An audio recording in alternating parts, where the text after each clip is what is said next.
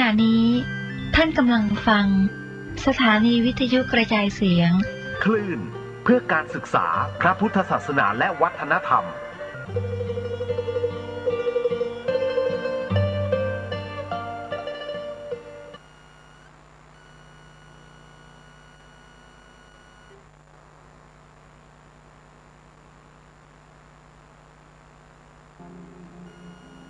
คิดจะกระทำยังให้พึงสังวรคนและสัตว์ทั้งหลายที่เป็นไป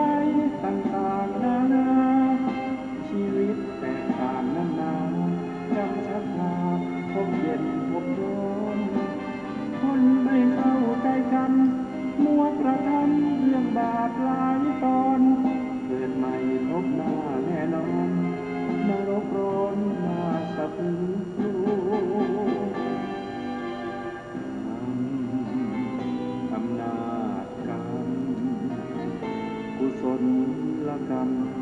หรืออกุศลกรรมไม่ควรกระทำกรรมที่ผิดติดตัวทำบาปโหดร้ายมันไม่ใช่เรื่องยิ้มหัวผลลัพธ์น่ากลัว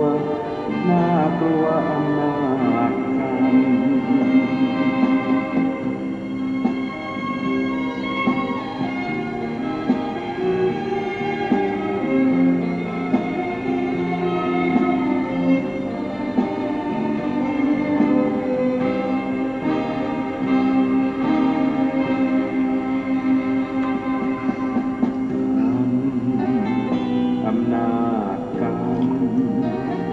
กุศลกรรมหรืออกุศลกรรมไม่ควรกระทำกรรมที่ผิดติดตัวทำบาปโหดร้ายพุทธังสรณังคัจฉามิธัมมังสรณังคัจฉามิสังฆังสรณังคัจฉามิกราบนมัสการพระมหาเถระพระสังฆาธิการพระเถระอนุเถระสวัสดีท่านผู้ฟังและผู้ชมทุกท่านกลับมาพบกับรายการพระไตรปิฎกลอยฟ้าครั้งนี้เป็นครั้งที่6ในเรื่องของธาตุมนสิการบพะหรือเรียกว่าจัตุธาตุววัฏฐานซึ่งเป็นการประพฤติปฏิบัติในทางพระพุทธศาสนาในการที่จะตามกำหนดรอบรู้ในธาตุทั้ง4ไม่ว่าจะเป็นปฐวีธาตุกำหนดรอบรู้ในสัมภาระของปฐวีในสิ่งที่มีวิญญาณของนั่นก็คือได้แก่ผมขนเล็บฟันหนังเนื้อเอ็นกระดูกเยื่อในกระดูกม้ามเป็นต้นและตามกำหนดรู้ในเรื่องของอาโปธาตุก็มีน้ำดีน้ำเสด็จน้ำเหลืองน้ำเลือดเหงื่อเป็นต้นตามรู้ถึงเตโชก็คือธาตุไฟอันได้แก่ไออุ่นที่มีในร่างกายหรือว่าไฟที่ร้อนมากอุณหภูมิร่างกายสูงทำให้ร่างกายวิปริตเจ็บไข้ได้ป่วยแล้วก็ไฟที่ทำให้เกิดความแก่ชราหนังเหี่ยวผมหล่นผมขาวงอกหรือทำให้ฟันหักอะไรพวกนี้แล้วก็4ก็คือวายโยธาตุวายโยธาตุที่เป็นสัมภาระก็คือลมพัดขึ้นเบื้องบนลมพัดลงเบื้องล่างลมในช่องท้องลมในลำไส้ลมหายใจแล้วก็ลมที่อยู่ทั่วภายในร่างกายของเราตลอดจนถึงพิจารณาถึงธ ธาตุที่อยู่ภายนอกธาตุที่อยู่ภายนอกธาตุที่อยู่ภายนอกก็มีทั้งที่เป็นปัทวีธาตุทั้งที่เป็นอาโปธาตุทั้งที่เป็นเตโชแล้วก็วายุที่อยู่ภายนอกหมายถึงสิ่งที่ไม่มีชีวิตนะครับไม่ได้อยู่ในสัตว์บุคคลเช่นต้นไม้ภูเขามหาสมุทรหรือจักรวาลนะครับโลกจักรวาลภูเขาสีเนรุขอบเขตเขาจักรวาลทั้งหมดนั้นก็ถือว่าเป็นธาตุที่อยู่ภายนอกนะครับธาตุที่อยู่ภายนอกก็ยังจะต้องแตกสลายย่อยยับไปตามกาลเวลานั้นก็คือเขาเรียกว่าในขณะที่จักรวาลถูกทำลายเขาเรียกว่าเป็นวัฏฏะอาสงไขยกับถ้าทำลายจนหมดก็เรียกว่าเป็นก็เริ่มที่เป็นวัฏฏะถายีอาสงไขยกับแล้วมีการสร้างขึ้นมาใหม่ก็เรียกว่าเป็นวิวัตตะอาสงไขยกับถ้าสร้างจนสำเร็จแล้วพร้อมที่จะมีสัตว์ทั้งหลายมาอาศัยหรือมนุษย์มาเกิดอาศัยอยู่บนโลกนี้เขาก็เรียกว่าเป็นวิวัตตะถายีอาสงไขยกับ4อาสงไขยกับเหล่านี้รวมกันก็จะเป็น1มหากัป1มหากัป1มหากัปเท่ากับ4อาสงไขยกับ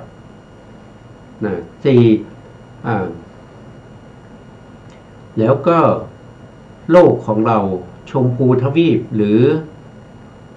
ทวีปทั้งหลายนะครับจักรวาลทั้งหลายจะตั้งอยู่ได้ช่วงระยะเวลาแค่1อาสงไขยกับเท่านั้น1อาสงไขยกับนั่นก็คือได้แก่วิวัตตถายีอาสงไขยกับในช่วงที่เป็นวัตตถายีหรือวัตตอาสงไขยแล้วก็วิวัตตอาสงไขยเหล่านี้เป็นช่วงที่จักรวาลถูกทำลายจนหมดสิ้นไม่มีอะไรเหลือแต่ความเวิ้งว้างนะครับเหลือแต่สิ่งที่ไม่มีอะไรนะครับก็ความเวิ้งว้างเป็นอวกาศแล้วก็มีการสร้างขึ้นมาใหม่นะครับจนมีมนุษย์อาศัยอยู่ท่านบอกว่าถึงแม้ว่าสิ่งที่มันใหญ่โตมโหฬารนะครับเช่นจักรวาลของเรานะครับก็ยังถูกทำลายย่อยยับไปด้วยไฟย่อยยับไปด้วยน้ำย่อยยับไปด้วยลมครั้งที่แล้วก็ติดท่านผู้ฟังไว้ในเรื่องของเหตุที่ทำให้โลกพินาศนะครับโลกนี้หมายถึงจักรวาลนะครับเราก็ไปดูรายละเอียดกันนะครับว่าสิ่งเหล่านี้ถึงจะใหญ่โตขนาดไหนนะครับก็ยังต้องถูกทำลายย่อยยับและนับภาษาอะไรกับตัวของเรานะครับตัวของเรามีแค่ผมขนเล็บฟันหนังเนี่ยมันจะตั้งอยู่ได้ยังไงนะครับตั้งอยู่ไม่ได้หรอกนะเพราะฉะนั้นสิ่งเหล่านี้ก็เป็นไปด้วยเหตุด้วยปัจจัยทั้งหลายนะครับทีนี้เรามาดูสิ่งที่ติดไว้เมื่อครั้งที่แล้วนะครับเหตุที่ทำให้โลกพินาศนะครับท่านก็บอกว่าทำที่เป็นเหตุให้โลกพินาศลงนั้นมี3อย่างนั้นก็คือมีราคะมีโทสะมีโมหะก็คือหมายถึงว่ามนุษย์ในชมพูทวีปในสมัยไหนมีราคะก็คือความอยากได้ความต้องการความยึดไว้ความไม่เผื่อแผ่เป็นความยึด แล้วก็ชอบติดไว้เป็นอุปทานนะครับ คือราคะไม่ได้อยู่ที่ไหนนะอยู่ในตัวของสัตว์นั่นแหละนะอยู่ในตัวของสัตว์ เช่นมนุษย์เทวดานะครับมนุษย์เทวดาเดรัจฉานเปรตอสุรกายนะส่วนพวกที่เป็นพรหมนั้นท่านจะไม่มีกามราคะนะครับเพราะท่านละในเรื่องของกามราคะได้มีแต่มนุษย์เทวดาแล้วก็เดรัจฉานเปรตอสุรกายเรียกว่าอยู่ในภูมิที่เป็นกามภูมิ11สองก็คือได้แก่โทสะก็คือในยุคในสมัยไหนที่มนุษย์เรานะครับหรือสัตว์ที่อยู่ในกามภูมิ11ทั้งหมดนั้นมีโทสะมากมีโทสะเป็นเจ้าเรือนแล้วจะถูกทำลายด้วยอะไรเราก็ฟังไปก่อนนะครับ3ก็คือในยุคสมัยไหนที่มีโมหะมากโมหะก็คือความลุ่มหลงความไม่รู้ตามความเป็นจริงสมัยใดที่สัตว์ทั้งหลายมีสันดานหนาแน่นไปด้วยราคะราคะก็คือความต้องการความอยากได้ความติดใจความยึดไว้เมื่อคราวนั้นพินาศย่อมพินาศด้วยไฟนะครับก็คือโลกพินาศหรือจักรวาลพินาศในสมัยที่มนุษย์นะครับหรือสัตว์ทั้งหลายมีราคะสัตว์ทั้งหลายมีราคะมากนะครับในยุคนั้นสมัยนั้นก็จะถูกทำลายด้วยไฟในที่นี้นะครับท่านก็บอกว่าเหตุด้วยราคะนั้นร้อนเหมือนไฟก็คือหมายถึงพระอาทิตย์ของจักรวาลนะครับที่โคจรอยู่ในจักรวาลทั้งหลายนะครับเมื่อครบ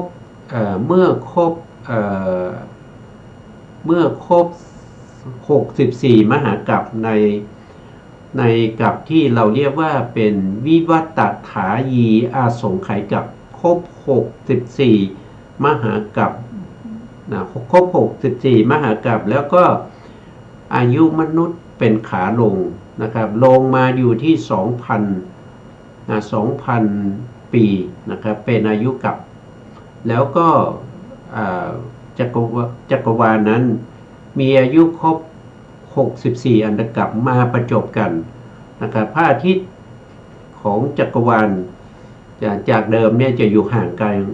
างมากนะครับก็จะโคจรมาใกล้กันนะครับพระอาทิตย์ก็จะเพิ่มมาทีละดว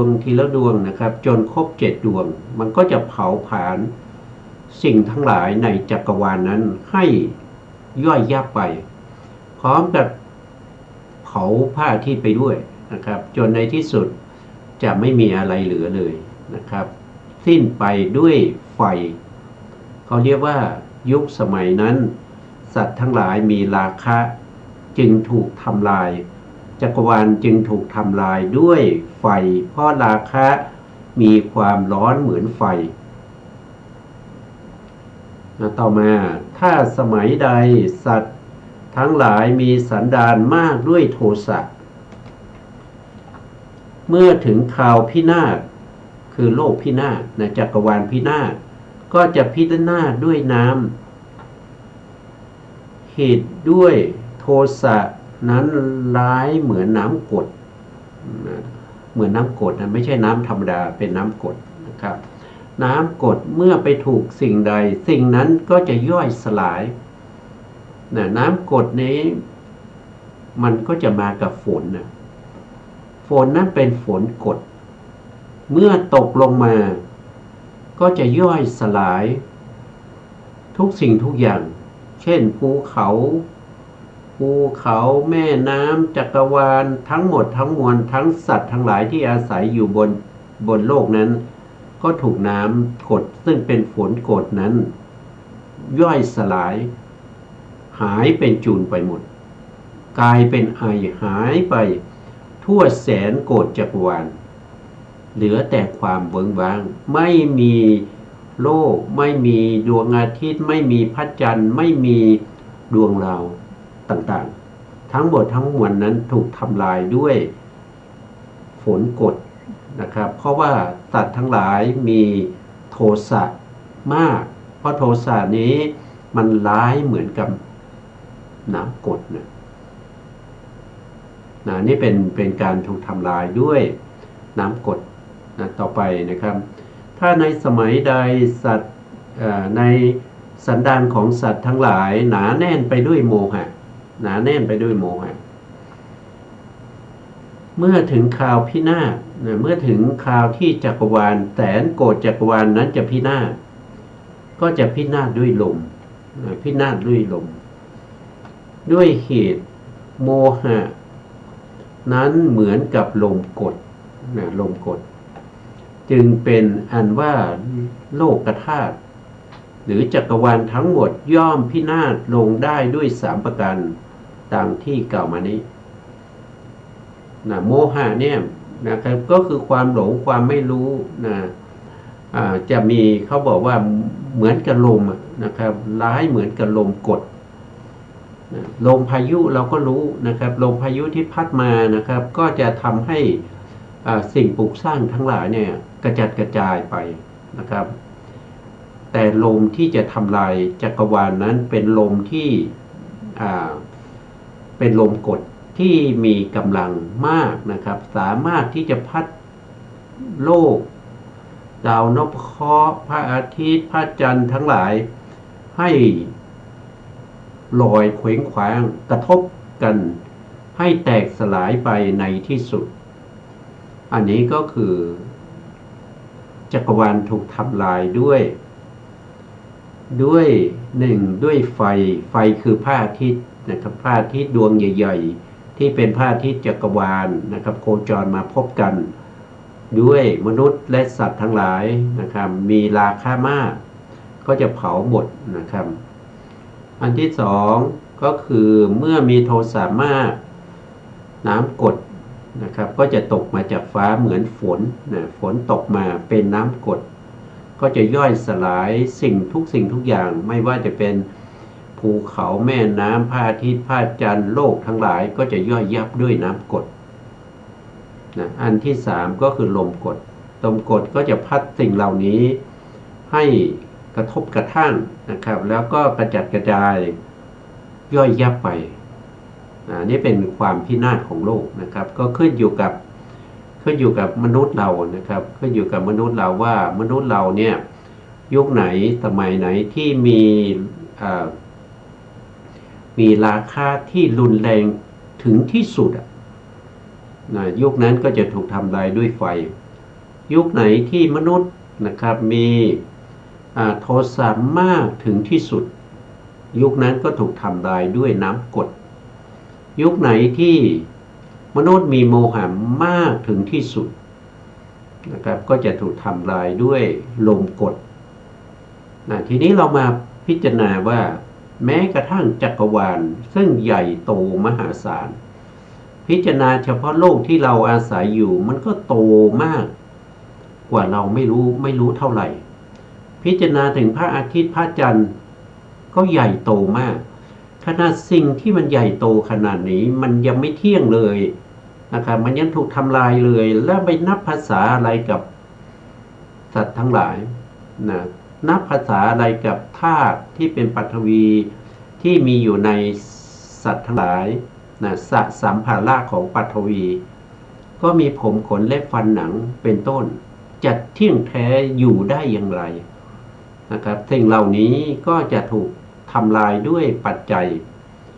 เมื่อปัจจัยหมดนะครับสิ่งเหล่านี้ก็ตั้งอยู่ไม่ได้ตั้งอยู่ไม่ได้ก็ต้องหมดไปสิ้นไปก็จะไปดีใจไปเสียใจทำไมเพราะสิ่งเหล่านี้เกิดขึ้นด้วยเหตุด้วยปัจจัย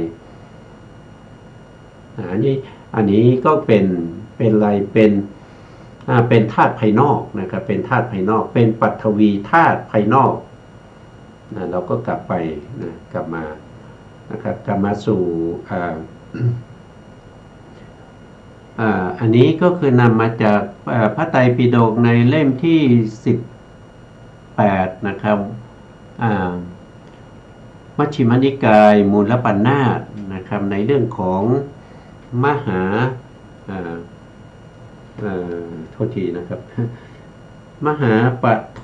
ปมะสูตรนะครับใช่หรือเปล่านะวันนี้เดี๋ยวนะครับโทษทีนะครับ เราเรียกว่าเป็นพระสูตรที่แสดงเรื่องของธาตุนี้อย่างพิสดารเพราะในสติปัฏฐานทั้งสี่แสดงเรื่องของธาตุทั้งสี่ไว้โดยย่อๆนะไว้โดยย่อๆเพราะฉะนั้นผู้ที่มีปัญญาเท่านั้นที่จะฟังเรื่องของธาตุทั้งสี่ในสติปัฏฐานสูตรหรือในมหาสติปัฏฐานสูตรในทีฆนิกายในเล่มที่14นะครับแล้วจะบรรลุธรรมได้ต้องเป็นผู้ที่มีปัญญามีบุญบารมีสะสมมาตั้งแต่อาเนตชาติกว่าจะได้มาฟังพระธรรมของพระพุทธเจ้าแล้วก็บรรลุธรรมโดยง่ายๆก็ดูได้ในสติปัฏฐานทั้ง4นะครับส่วนผู้ที่ปัญญาไม่มากนะครับอย่างพวกเรามีการสะสมปัญญาหรือบารมีมายังไม่มากยังไม่เต็มรอบก็ต้องฟังในการแสดงเรื่องของธาตุทั้ง4โดยพิสดารธาตุทั้ง4โดยพิสดารท่านก็บอกว่าในสติปัฏฐานท่านก็บอกว่าให้มาดูในพระสูตรที่ชื่อว่ามหาหัตถิปโทปมสูตรซึ่งอยู่ในมัชฌิมนิกายมูลปัณณาสในเล่มที่18ในเล่มที่18นะครับก็คือพระสูตรที่เรากำลังศึกษาอยู่นะเพราะว่าเราเป็นผู้ที่มีบุญบารมีที่สะสมมามันไม่มากมันไม่มากนะครับถ้ามากเราก็ไม่จำเป็นที่ต้องมาศึกษาในพระสูตรนี้นะเพราะเราศึกษาเฉพาะในมหาสตินะมหาสติปัฏฐานสูตรเราก็สามารถที่จะได้ดวงตาเห็นธรรมหรือได้ตรัสรู้เป็นพระอริยบุคคลได้แล้วนะครับไม่จำเป็นที่เราต้องมาศึกษาในพระสูตรนี้นะแต่นี่เพราะว่าเรามีบุญบารมีน้อยเราก็ต้องมาเปิดแล้วก็ศึกษาในพระสูตรนี้เพราะพระพุทธองค์ให้พระสารีบุตรแสดงไว้โดยพิสดารในเรื่องของธาตุทั้ง4นะครับอันนี้เป็นที่มาที่เรานำมาสูตรนี้มานะครับครั้งที่แล้วเราก็ถึงในทวารหูนะครับตอนแรกเนี่ยเราศึกษาในทวารคือสัตว์ทั้งหลายที่เป็นไปในชีวิตประจำวันนะครับสัตว์ทั้งหลายไม่ว่าจะเป็นสัตว์ในอบายนะครับเป็นเดรัจฉานเป็นเปรตเป็นอสุรกายเป็นสัตว์นรกหรือว่าจะเป็นมนุษย์เป็นเทวดานะครับแล้วก็เป็นรูปภูมิทั้งหลายนะครับในชีวิตประจำวันเนี่ยที่เป็นไปเนี่ยนะครับก็ไม่พ้นไปจากทวารทั้ง6นะไม่มีอะไรพ้นไปจากทวารทั้ง6นะครับตื่นมาก็มีตาใช่ไหมตาก็จะเห็นโน่นเห็นนี่นะสิ่งที่เห็นไปทางตาก็จะเป็นสีแล้วก็ไปนึกคิดทางใจนะเห็นสีเหล่านี้แล้วไปนึกคิดทางใจเป็นเรื่องเป็นราวขึ้นมานะครับเป็นชื่อเป็นบุคคลเป็นใครทำอะไรที่ไหนอย่างไรเมื่อไหร่ไปนึกคิดมาทางใจแล้วก็เกิดเรื่องราวขึ้นมานะครับแล้ว2ก็คือการได้ยินนะการได้ยินเสียงนะครับก็คือทวารหูเมื่อได้ยินเสียงแล้วไปประมวลผลมาทางใจก็ไปนึกคิดเป็นเรื่องเป็นราวเป็นเหตุการณ์ต่างๆทั้งหลายใครทำอะไรที่ไหนอย่างไรเมื่อไหร่ทางตาทางหูนี้นึกคิดไม่ได้นะหูก็เพียงแต่ได้ยินเสียงเท่านั้นยังไม่สามารถบอกได้ว่าเสียงใครเสียงนกเสียงอะไรยังไม่บอกไม่ได้แต่ไปรู้ทางใจนะไปประมวลผลทางใจมานะแล้วก็การดมกลิ่นก็เช่นเดียวกันนะครับดมแล้วไม่สามารถรู้ได้นะครับต้องลงไปทางใจไปประมวลผลทางใจ ถึงจะรู้ว่ากลิ่นนั้นคือกลิ่นของอะไรกลิ่นหอมกลิ่นเหม็นก็จะรู้ได้ทางใจเป็นตัวที่ประมวลผลออกมามีเป็นเรื่องเป็นราวนะครับเป็นเรื่องเป็นราวเป็นใครทำอะไรที่ไหนเมื่อไหร่จึงมีกลิ่นนั้นขึ้นมา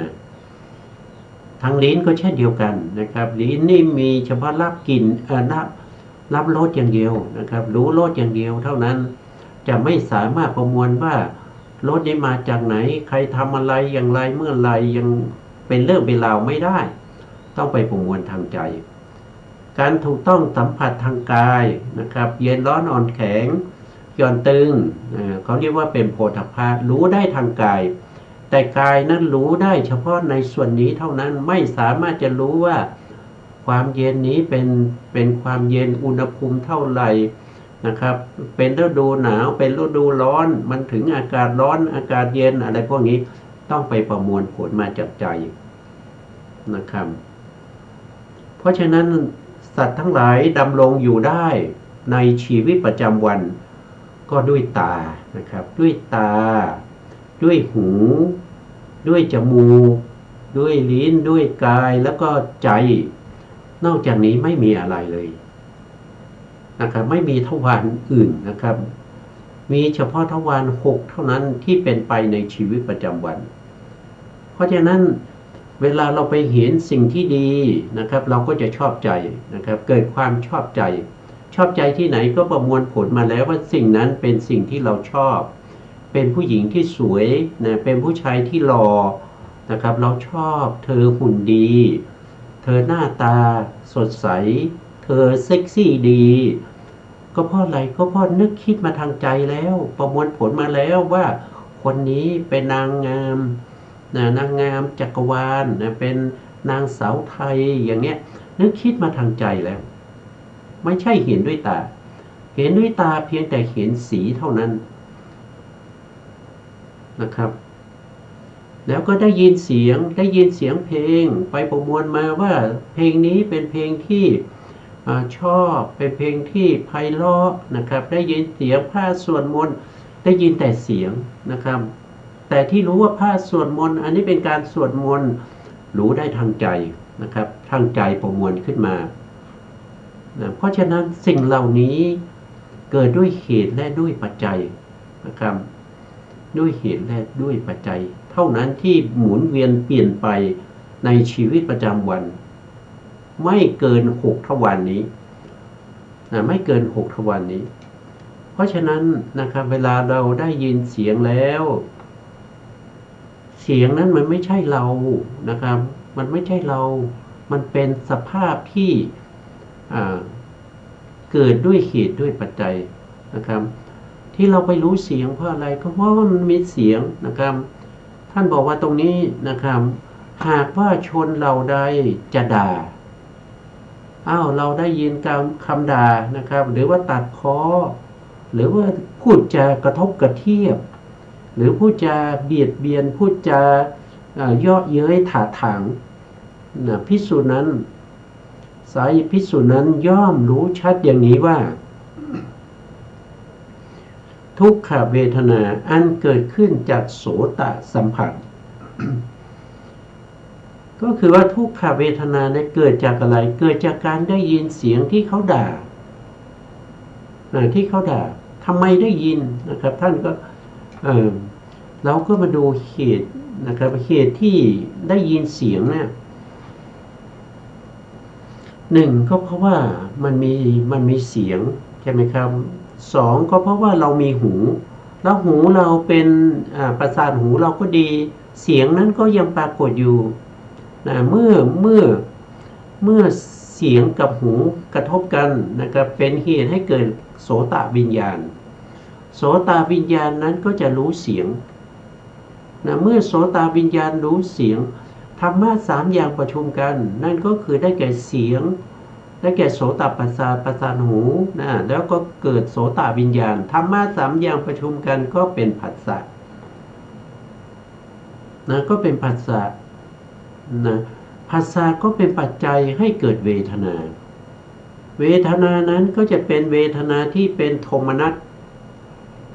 เป็นทุกข์อ่ะเพราะอะไรเพราะว่าเสียงด่าไม่มีใครเป็นอารมณ์ที่ไม่มีใครชอบใช่ไหมครับมีใครล่ะที่จะชอบมีคนมาด่านะครับมีคนมาด่าแล้วก็ชอบไม่ใช่ไม่มีนะครับคนบ้านะครับคนบ้าเท่านั้นจะมีนะถ้าเป็นพระอริยบุคคลท่านไม่ชอบแล้วท่านก็ไม่ยินดีนะครับเพราะท่านรู้เหตุรู้ปัจจัยของเสียงนั้นนะเสียงที่มันกระทบกับโสตประสาทแล้วก็มีโสตวิญญาณไปรู้เกิดผัสสะเป็นปัจจัยให้เกิดเวทนาเป็นทุกขเวทนา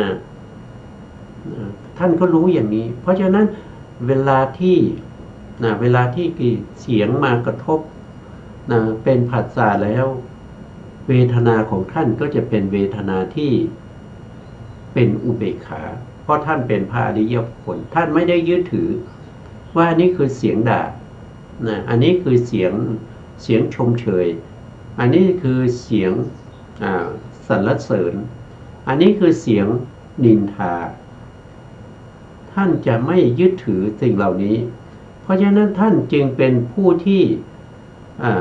ไม่มีความทุกข์เมื่อได้ยินเสียงเขาด่าผู้ที่ยังไม่สามารถที่จะรู้สิ่งเหล่านี้ก็ต้องศึกษาได้ทำความเข้าใจให้จิตใจของเรายอมรับถึงสภาพของความเป็นจริงในระบบของการเกิดขึ้นเรื่องของการได้ยินเสียงเสียงมีทั้งเสียงดีเสียงชมเชยเสียงยกย่องนะครับมีทั้งเสียงที่ไม่ดีเสียงนินทาเสียงด่าเนี่ยใช่ไหมมันก็เป็นแต่เพียงเสียงมันไม่ได้เป็นเราอ่ะเสียงก็ไม่ได้เป็นเราเสียงนั้นก็ไม่ใช่ของเรามันเกิดขึ้นแล้วมันก็ดับไปเพราะฉะนั้นทำไมเราจะต้องมีทุกขเวทนานะครับอันนี้เราก็ มาดูเนื้อหาก่อนนะครับก็แต่ว่าทุกขเวทนานั้นแหละอาศัยเหตุจึงมีได้ไม่มีเหตุจะมีไม่ได้ทุกขเวทนานี้อาศัยอะไรจึงเกิดขึ้นนะครับทุกขเวทนาอาศัยผัสสะจึงมีได้อาศัยผัสสะภิกษุนั้นนะครับแลย่อมเห็นว่าผัสสะเป็นของไม่เที่ยงภิกษุต้องพิจารณาทันทีเลยว่าผัสสะนั้นมันเป็นของไม่เที่ยงมันเกิดขึ้นมาด้วยอะไรด้วยธรรมะ3อย่างประจบกันนั่นก็คือเสียงกระทบกับประสาทหูแล้วก็เกิดจิตที่ได้ยินเรียกว่าโสตวิญญาณจิตเมื่อ3อย่างนี้ประชุมกันประจวบกันก็จะเป็นผัสสะเพราะผัสสะเกิดขึ้นเพราะธรรมะ3อย่างประชุมกันแล้วผัสสะนั้นก็เป็นเหตุปัจจัยให้เกิดเวทนาเนี่ยเราก็จะได้รู้อย่างนี้นะครับทุกขเวทนาอาศัยผัสสะจึงมีได้ภิกษุแม้นั้นแลย่อมเห็นผัสสะเป็นของไม่เที่ยงให้พิจารณาว่าผัสสะนี้มันเป็นของไม่เที่ยงย่อมเห็นว่าเวทนานั้นเป็นของไม่เที่ยงเพราะผัสสะนี้เป็นปัจจัยเมื่อปัจจัยเป็นของไม่เที่ยงแล้วผลมันจะเที่ยงได้ยังไงแต่ครับเวทนาที่เกิดขึ้นจะเป็นเวทนาที่เป็นทุกข์เพราะโดนด่าจะเป็นเวทนาที่เป็นสมนัสเพราะเขาสรรเสริญจะเป็นเวทนาที่เป็นอุเบกขา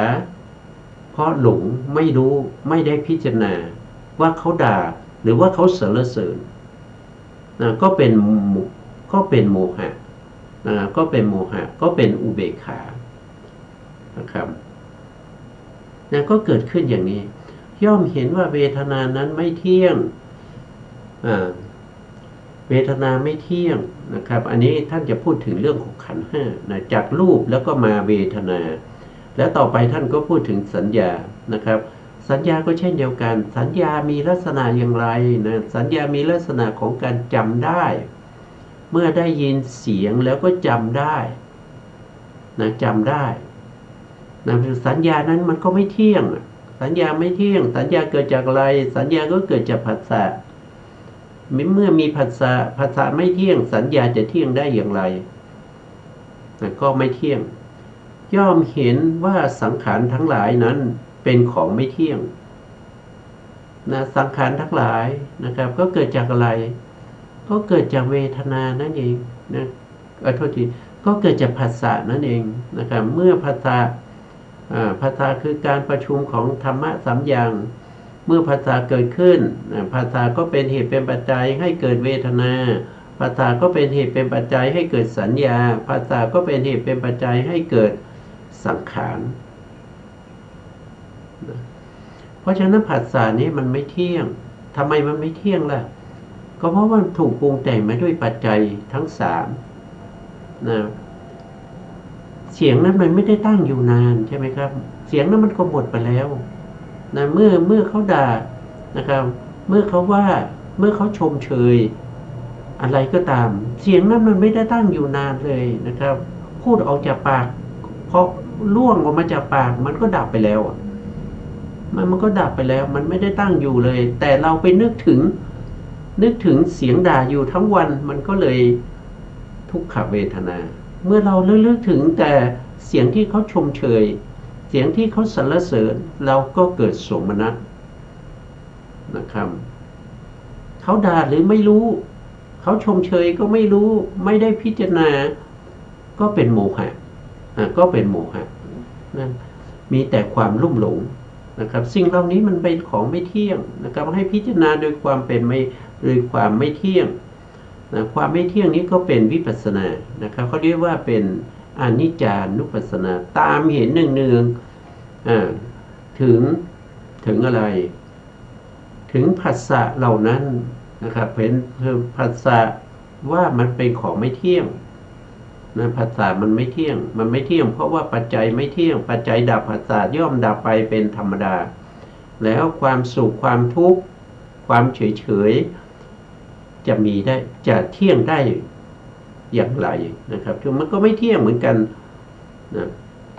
ย่อมเห็นว่าสังขารทั้งหลายเป็นของไม่เที่ยงย่อมเห็นว่าวิญญาณนั้นก็ไม่เที่ยงวิญญาณคืออะไรวิญญาณก็คือโสตวิญญาณนะครับที่ไปได้ยินเสียงโสตวิญญาณนั้นก็ไม่เที่ยงเกิดขึ้นมาแล้วก็ดับไปนะครับจิตอันมีธาตุเป็นอารมณ์นั้นเฉียวของภิกษุนั้นย่อมแล่นไปย่อมผ่องใสไปย่อมตั้งอยู่ด้วยดีย่อมหลุดพ้นหากว่าชนเหล่าอื่นจะพยายามทำร้ายภิกษุนั้นนะตรงนี้เอาตรงนี้ก่อนนะครับท่านก็บอกว่านะครับวิญญาณก็คือจิตนะครับจิตนั้นก็ไม่เที่ยงนะครับจิตไม่เที่ยงจิต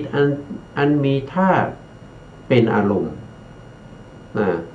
จิตนั้นมีอะไรเป็นอารมณ์ถ้าเป็นโสตวิญญาณก็มีเสียงเป็นอารมณ์เสียงก็เป็นสัทธธาตุทรงไว้ซึ่ง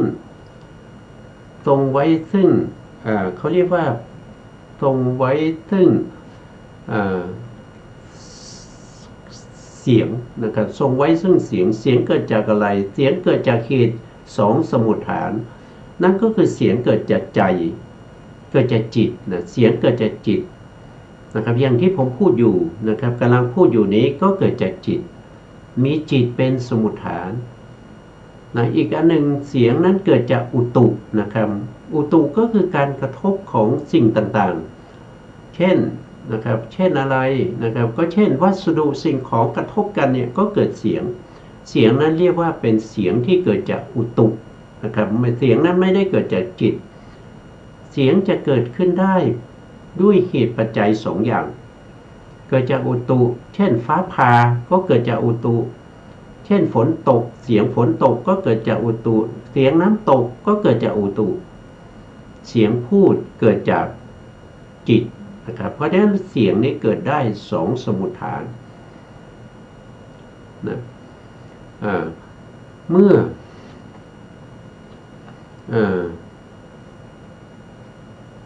เมื่อจิตอันมีธาตุเป็นอารมณ์นะครับมีธาตุเป็นอารมณ์จิตที่มีธาตุเป็นอารมณ์ก็คือสัทธธาตุนั้นเฉียวของภิกษุนั้นย่อมแล่นไปย่อมผ่องใสนะครับจิตก็ผ่องใสเมื่อรู้ว่าสิ่งเหล่านี้มันไม่ใช่เรานะมันไม่ใช่ของเรามันไม่ใช่อัตตาของเรา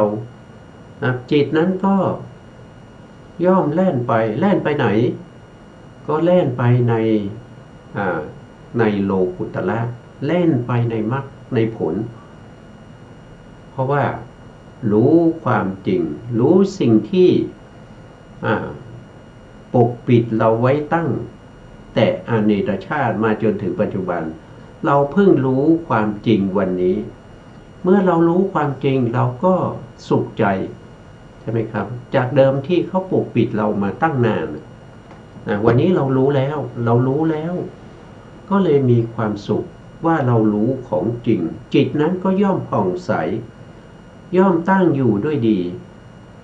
นะย่อมหลุดพ้นจากอะไรหลุดพ้นจากความยึดมั่นถือมั่นในเสียงนั้นนะยึดมั่นถือมั่นในเสียงนั้นยึดมั่นว่าเขาด่าเราเป็นทุกข์ยึดมั่นว่าเขาสรรเสริญเราเป็นสุขแล้วไม่ได้พิจารณาเสียงนั้นด้วยความหลงโมหะนะครับก็เป็นไปอยู่อย่างนี้นะครับแต่เมื่อเรารู้ความจริงเราเข้าใจความจริง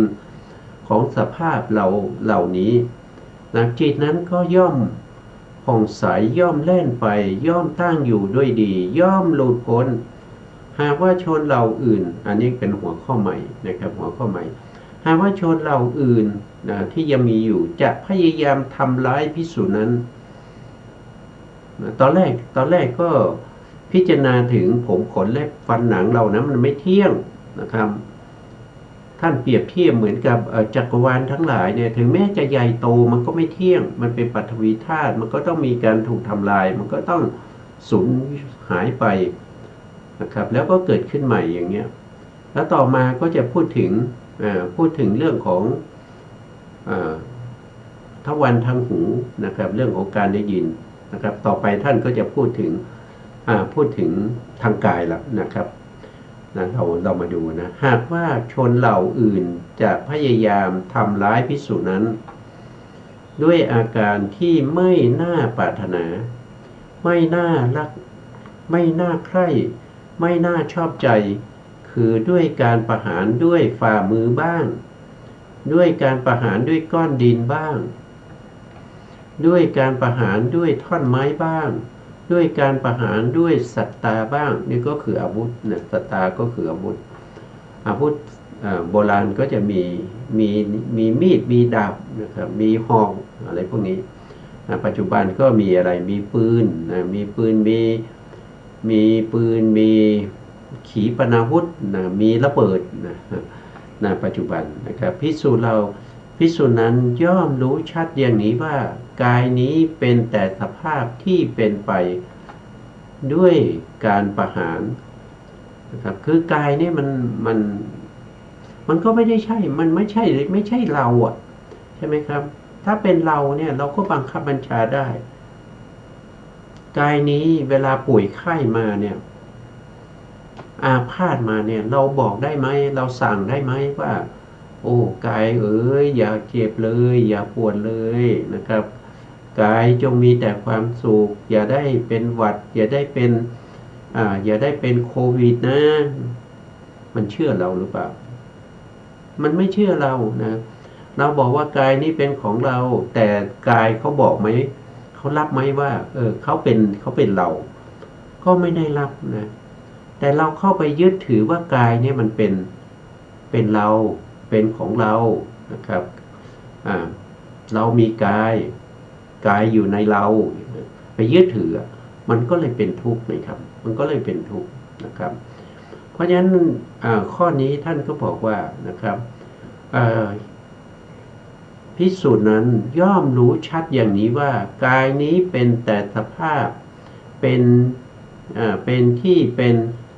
ไปด้วยการประหารด้วยฝ่ามือก็คือหมายความว่าเมื่อเรามีกายใช่ไหมครับเรามีร่างกายมีอะไรเนี่ยมันก็เป็นที่ประหารด้วยฝ่ามือถ้าเราไม่มีกายเขาจะประหารเราด้วยฝ่ามือได้ยังไงแต่ไหมเพราะเรามีกายนี่แหละเขาจึงสามารถที่จะประหารเราด้วยฝ่ามือทำร้ายเราด้วยมือทำร้ายเราได้ด้วยก้อนดินทำร้ายเราด้วยท่อนไม้ทำร้ายเราด้วยอาวุธต่างๆเพราะเรามีกายถ้าเราไม่มีกายเขาจะมีหอกเขาจะไปแทงอะไรเขาจะมาแทงเราได้หรือเราไม่มีกายนะครับก็แทงไม่ได้นะครับก็เพราะเรามีกายนี่แหละที่เป็นเหตุให้ต้องถูกแทงด้วยหอกต้องถูกยิงด้วยธนูต้องถูกเขาทิ้งระเบิดนะครับก็เพราะเรามีกายนี่ก็ให้พิจารณาอย่างนี้นะครับอันหนึ่งพระผู้มีพระภาคเจ้าได้ตรัสไว้ในโอวาทอันเปรียบด้วยเลื่อยดังนี้นะครับพระพุทธองค์ได้แสดงไว้นะครับว่าภิกษุทั้งหลายนะครับดูก่อนภิกษุทั้งหลายแม้ว่าพวกโจรผู้มีความประพฤติต่ำช้าพึงจะตัดอวัยวะน้อยใหญ่ด้วยเลื่อย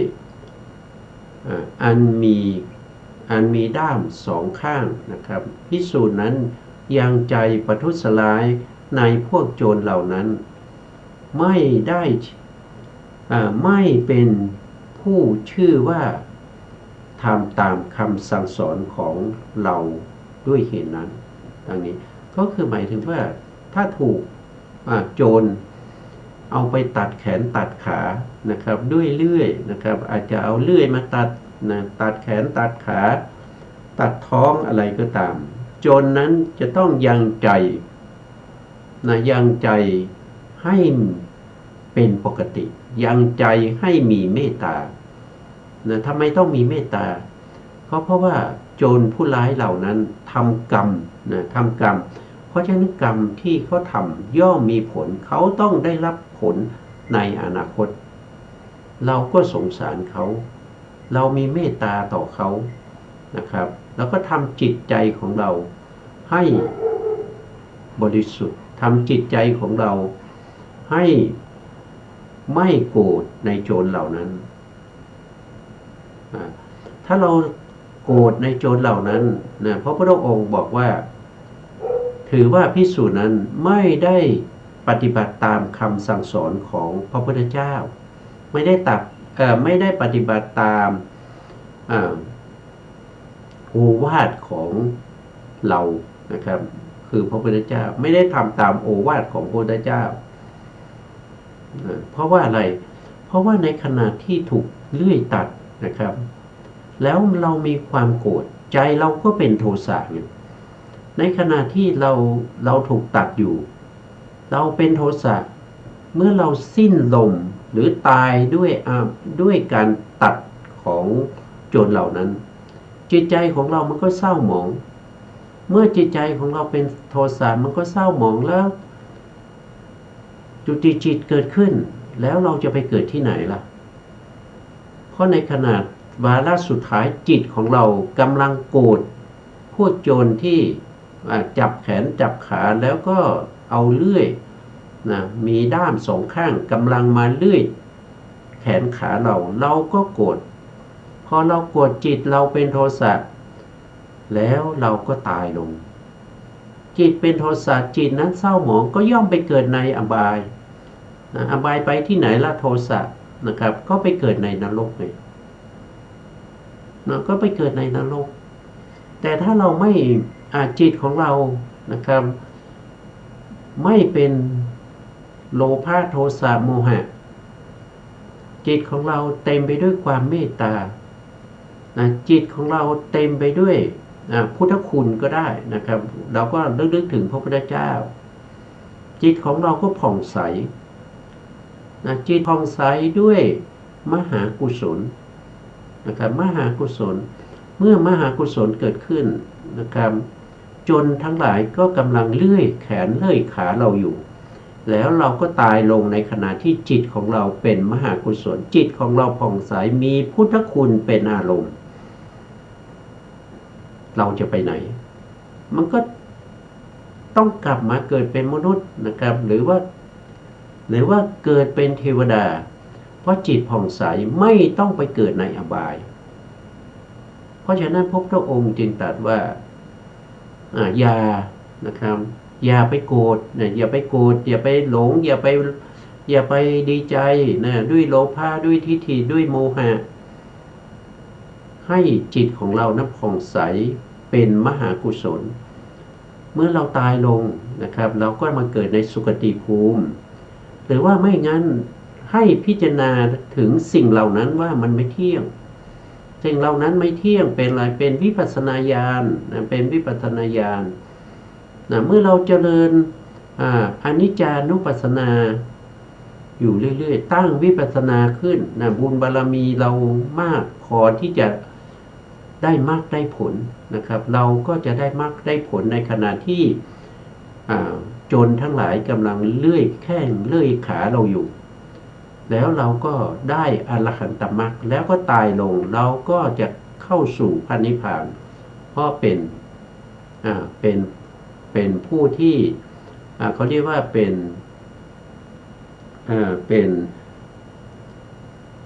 นพระภิกษุที่ได้อรหันตมรรคอรหันตผลพร้อมกับความตายนะครับเขาเรียกว่า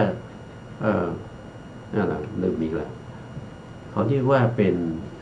สีติอะไรเนี่ยนะครับโทษทีนะจำไม่ค่อยได้ช่วงนี้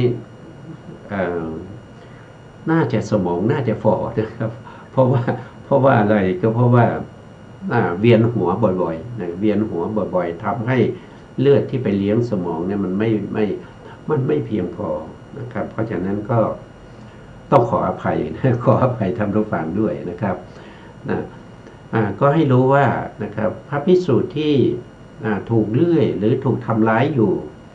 นะครับก็ให้พิจารณาด้วยสิ่งที่ถูกทำร้ายคือร่างกายของเรามันก็ไม่เที่ยงครับมันไม่เที่ยงทำไมมันไม่เที่ยงมันเกิดขึ้นแล้วมันก็ตั้งอยู่แล้วก็ดับไปเป็นธรรมดาอยู่แล้วแล้วร่างกายนี้มันก็ไม่ใช่ของเราจะไปยึดติดทำไมเขาจับเราไปเลื่อยจับเราไปแทงฟันมันไม่ใช่ของเราใช่ไหมครับเราจะเสียใจทำไมล่ะเราก็พิจารณาถึงสิ่งเหล่านี้มันไม่เที่ยงนะครับยกขึ้นสู่วิปัสสนาทำจิตให้ผ่องใสเราก็จะได้ไปสู่พระนิพพานนะถ้าเราไม่ถึงพระนิพพานเราก็ได้ไปเกิดเป็นเทวดาเราได้ไปสุคติภูมิถ้าเราจิตใจเราไม่ผ่องใสจิตใจเราเศร้าหมองนะครับกำลังโกรธเขาอยู่พอตายปุ๊บเราก็ต้องไปตกนรกนะครับอันนี้ก็เป็นธรรมดานะครับเป็นธรรมดาเลยนะครับอันหนึ่งความเพียรอันเราปรารภอันนี้ก็คือหมายถึงว่าปรารภความเพียรในการเจริญวิปัสสนาด้วยอนิจจานุปัสสนาตามเห็นหนึ่งถึงความไม่เที่ยงของกายตามเห็นหนึ่งของความไม่เที่ยงของกายปรารภแล้วจะเป็นคุณชาติไม่ย่อหย่อนสติอันเราเข้าไปตั้งไว้จะเป็นคุณชาติไม่หลงลืมกายอันเราให้สงบแล้วจะเป็นสภาพไม่กระวนกระวายจิตอันเราตั้งมั่นดีแล้วจะเป็นธรรมชาติที่มีอารมณ์เป็นอย่างเดียวคราวนี้จิตที่มีอารมณ์เป็นอย่างเดียวนั่นก็คือได้แก่สมาธินะตั้งมั่นอยู่ในอารมณ์เดียวนั่นคือได้แก่ฌานในขณะที่ฌานเกิดขึ้นแล้วฌานยังไม่เสื่อมนะครับเราตายก็ไปเกิดอะไรเกิดเป็นพรหมนะครับไม่ต้องไปเกิดในอบายนะครับคราวนี้การประหารด้วยฝ่ามือประหารด้วยฝ่ามือก็จะเป็นไปในกายนี้การประหารด้วยก้อนดินทั้งหมดก็จะเป็นไปในกายนี้นะครับถ้าเราไม่มีกายสิ่งเหล่านี้มันจะไม่มี เขาจะประหารด้วยก้อนดินนะครับประหารด้วยฝ่ามือก็เพราะเรามีกายไงนะครับถ้าเราไม่มีกายเขาทำอะไรเราไม่ได้หรอกนะการประหารด้วยท่อนไม้จะเป็นไปในกายนี้การประหารด้วยสัตตาก็จะเป็นไปในกายนี้ดีตามนี้เถิดนะครับถ้าทำอย่างนี้ก็คือพระพุทธองค์บอกว่านี้เป็นคำสั่งสอนของพระพุทธเจ้าทั้งหลายพระพุทธเจ้าทั้งหลายมีปกติสั่งสอนอย่างนี้นะครับไม่ใช่ว่าเขามาทำร้ายเรานะครับแก้แค้นด้วยกันชกต่อยเขาบ้างนะครับใช้อาวุธนะครับทำร้ายเขาบ้างอย่างนี้ไม่ใช่นะไม่ใช่นะครับให้พิจารณาว่ากายนี้มันเป็นที่ตั้งแห่งการทำร้ายของผู้อื่นนะใครจะทำอะไรนะจะตบจะตีนะจะแทงจะฟันจะยิงหรือว่าจะทุบจะตีก็เพราะเรามีกายนะครับนะให้พิจารณาถึงกายว่ากายนี้มันไม่เที่ยงแล้วก็ยกจิตขึ้นสู่วิปัสสนาเพื่อที่เราจะได้วิปัสสนาญาณแล้วก็เข้าถึงมรรคผลในที่สุดครับอันนี้เป็นหนทางเป็นข้อปฏิบัติที่พระพุทธเจ้ามอบไว้ให้แก่พวกเรานะครับให้พวกเราถ้าพวกเราไม่ปฏิบัติตามเราก็ไม่ได้ชื่อว่าเป็นสาวกของพระพุทธเจ้านะครับวันนี้เวลาเราก็หมดเช่นเคยนะครับเพราะฉะนั้นเราก็จะคืนเวลาให้ทางสถานีนะครับสุดท้ายนี้ก็ขอบพระคุณพระครูสมุทรวิสุวัฒน์วรกิจโจผู้อำนวยการสถานีวิทยุเพื่อการศึกษาพระพุทธศาสนาและวัฒนธรรม FM 104.5 เมกะเฮิรตซ์วัดฝายหินจังหวัดเชียงใหม่และขอบพระคุณพระครูปริยัติยานุสารขอบคุณท่านผู้ฟังและผู้ชมทุกท่านที่ให้เกียรติติดตามในรายการพระไตรปิฎกลอยฟ้าพบกันใหม่ในโอกาสต่อไปครับวันนี้เวลาหมดลาไปก่อนครับสวัสดีครับ